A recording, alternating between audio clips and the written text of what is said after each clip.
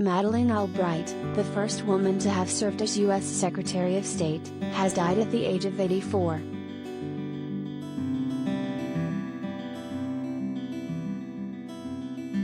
We are heartbroken to announce that Dr. Madeleine K. Albright, the 64th U.S. Secretary of State and the first woman to hold that position, passed away earlier today, Albright's family said in a statement.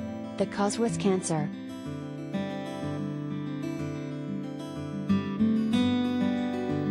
She is survived by her 3 daughters.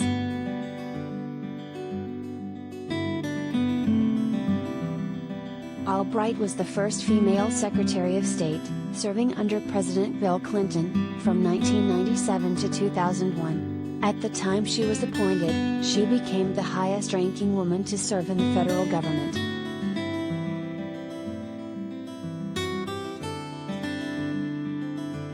Albright was born in Prague on May 15, 1937, to Joseph Korbel, a diplomat, and Anna Spiglova.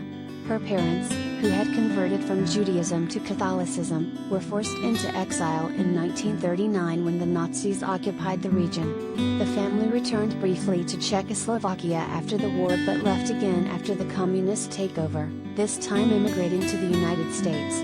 It wasn't until she was an adult that Albright learned her parents had been Jewish and that many of her relatives were killed in the Holocaust.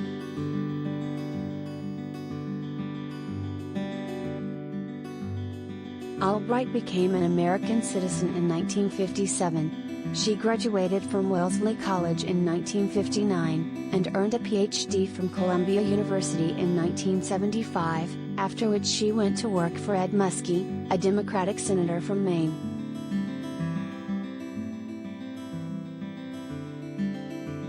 From there, she joined President Jimmy Carter's administration, working for her former Columbia professor Zbigniew Brzezinski, the National Security Advisor, until Carter lost re-election in 1980.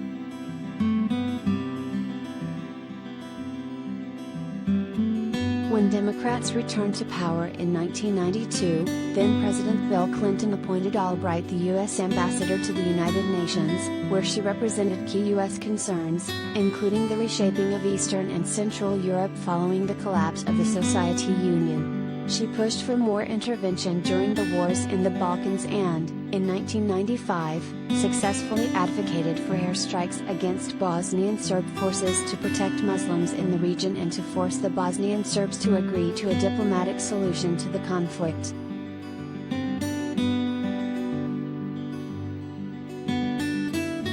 In 1996, she infamously told journalist Lesley Stahl that even though it was believed sanctions against Iraq had caused the deaths of up to 500,000 Iraqi children, the Clinton administration considered the sanctions worth it. That death toll was ultimately much lower, the lead researcher on the study later wrote.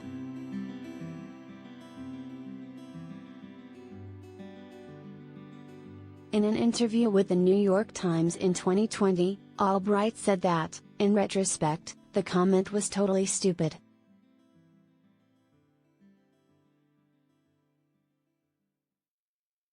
Later in her career, Albright repeatedly described the failure to intervene in the 1994 Rwandan genocide her greatest regret, though she often shared that, at the time, she didn't think a large-scale humanitarian intervention would have been possible.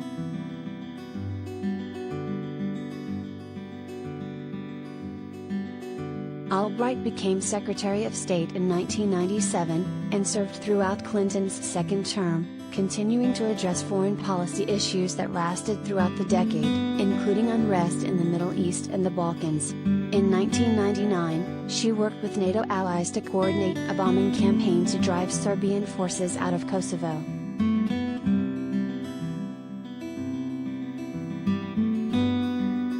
She also visited North Korea, becoming, at the time, the highest-ranking U.S. government official ever to visit that country and meet its then leader, Kim Jong-il.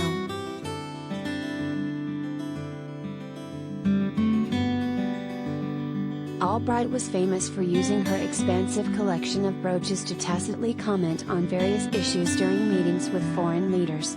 In 2009, she wrote a book, Read My Pens, reflecting upon her diplomatic accessorizing. It was among the many best-selling books she published after her years in government, along with a memoir and a remembrance of her family's experience during World War II.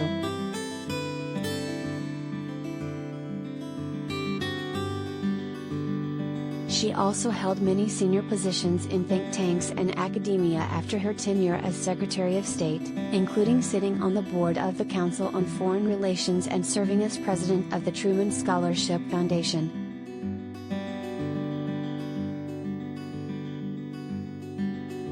Albright also continued to work in the private sector, founding a strategic consulting firm as well as a capital management fund focusing on investments in emerging markets.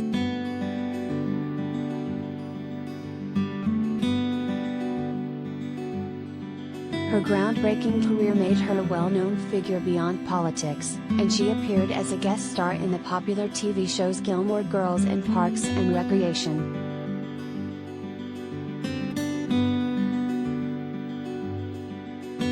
In 2012, then-President Barack Obama awarded her the Presidential Medal of Freedom, the nation's highest civilian honor.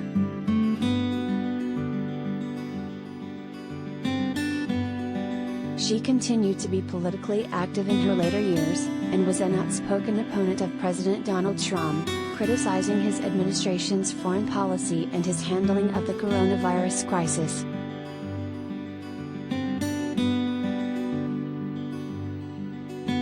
But even during the depths of the pandemic, she maintained her belief in the goodness of the United States, both at home and abroad.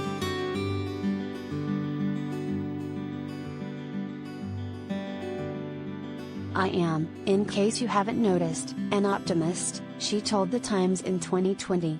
"But I'm an optimist who worries a lot.